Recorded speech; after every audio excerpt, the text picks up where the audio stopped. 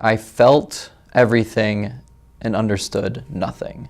Was a really good way to describe my childhood.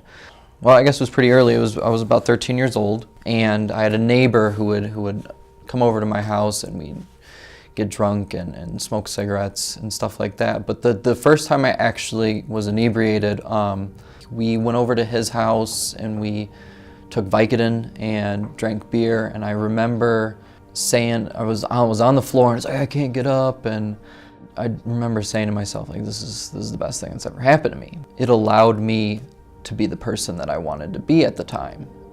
I remember very specifically a girlfriend broke up with me, and I was on my way to my buddy's house, and I told myself, I'm gonna get high every single day for the rest of my life. I used mental health as an excuse to get benzos, pills.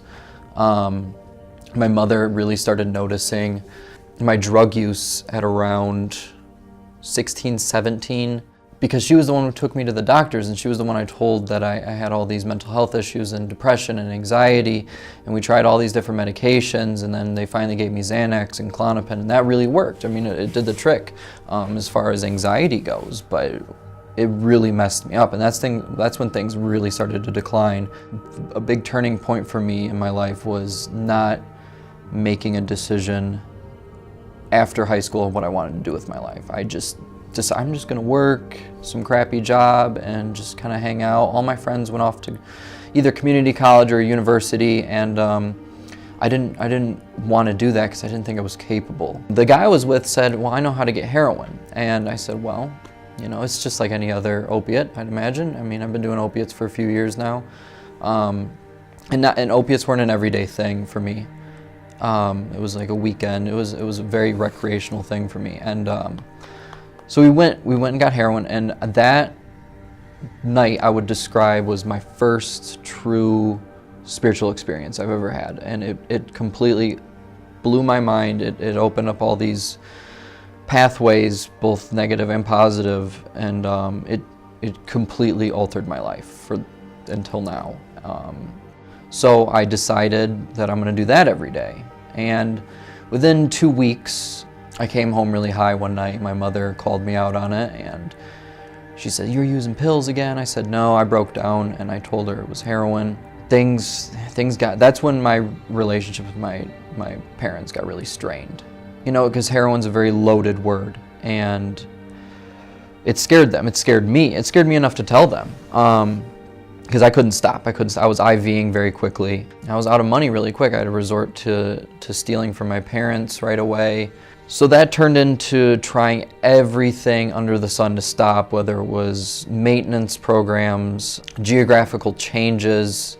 I was essentially homeless, living on couch to couch, living with drug dealers. And that's what my life consisted of. I would go to rehab, I would get out, I would do well, okay. I wouldn't even say well. I did okay for maybe a month, and I would just go right back to it. I didn't know what else to do. I had no other option in my head, because I always figured I could outsmart the addiction.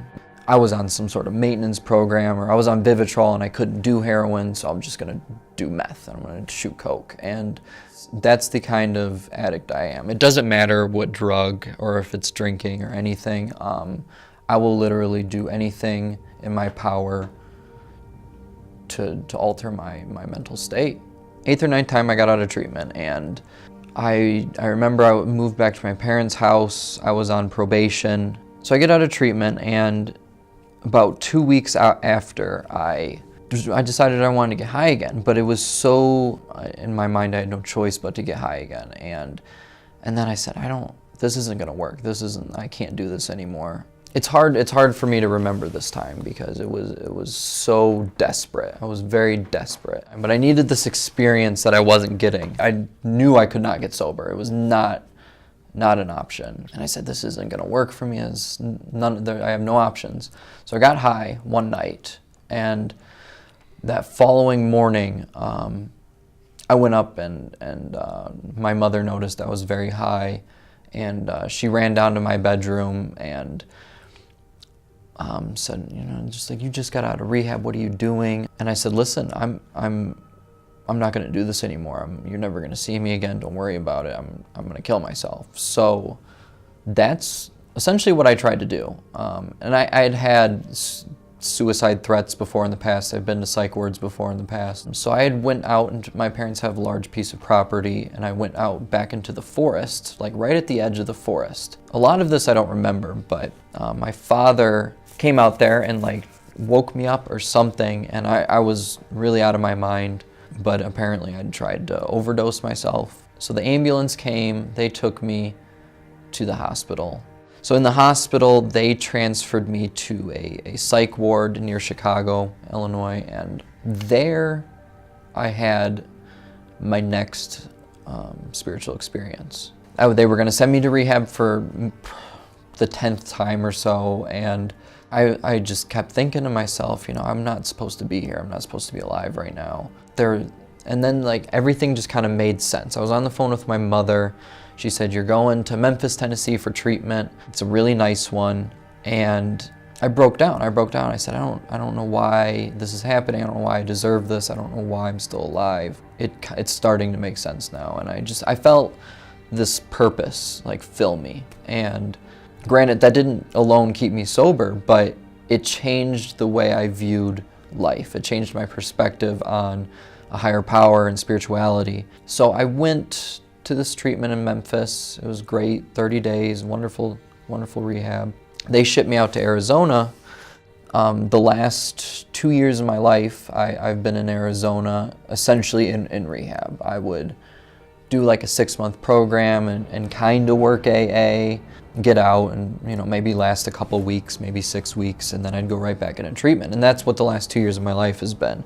And it was this nasty cycle I was in, but what I never let go of was that idea that there was something greater out there. And that's really what's kept me alive. Because I did go home December for Christmas of last year, and I had my second real overdose where they had to Narcan me. I was in the ambulance and woke up in the hospital with the police all around me, and got another DUI, and it was another really nasty scene. I wasn't willing to give up. I didn't have that desire to stop trying anymore. So I said, just send me back out to Arizona. I'll try and figure this out. I remember getting high. It affected me physically, and I could tell in my voice, I could tell in my movement, and I could tell just physically that I was high. It just didn't do what it used to do anymore. That was essentially the breaking point this last time. It's like, I'm not even getting high anymore. This isn't doing it anymore. My body really reacts adversely to drugs now. I do a lot. I did something, it warped my brain to the point where I do really weird physical stuff where I'll pick out my arm and convulse and do all these very strange things physically, and I think that is a huge gift that was given to me by something greater than myself, because it was my worst nightmare. Nothing was working. I went back to treatment.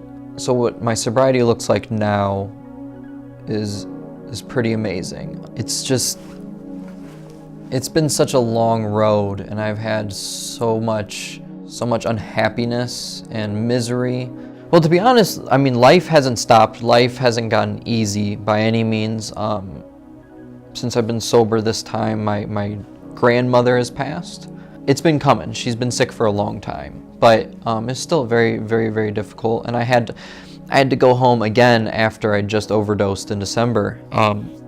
And so it was a big deal for me to go home and do well this time. Not necessarily do any amends, but just prove to them that I can go home and do well and be there for my family. And that was the most important thing, because if my grandmother had passed while I was getting high, I would not have been there. It just wouldn't have happened. I would have been too sick or too high, and I wasn't gonna fly home to go to my grandmother's funeral. And that's the biggest thing I'm grateful for this time, is just being able to show up for my family in that sense. I live in sober living, and it's communal living, and that's not always the easiest thing in the world. I really appreciate it, but it ebbs and flows, and I've been able to get through all that, which I'm the kind of junkie that'll find any excuse in the world to get high, and the fact that I've gotten through the death of someone I love dearly is incredible for me. It's incredible. And so, I mean, as far as like gifts that I've been given, it's things like that. It's a good group of people to be around, people to talk to, people to, share my experience with. I'm going to start school here soon on the 19th of June, and that's amazing. I haven't been to school in 6 years. A junkie like me shouldn't be sitting here today, in reality, but things start to make sense the more you try, the more effort you put into it, and that's what it is it's just a matter of what are you willing to sacrifice to get sober, to recover. And it got to the point where I was willing to sacrifice anything. Some people get there sooner than I do. I won't put anything in front of my recovery. It doesn't matter with school, relationships, it doesn't matter. It's the recovery comes first, and it's helped a lot. Like I'm at peace now because of it. I have a higher power now that I love. It's not easy for me to describe it, what it is, but that's okay. I don't need to. I just know it's there, and I can talk with my higher power whenever I want, and it's significantly helpful. It's changed my life.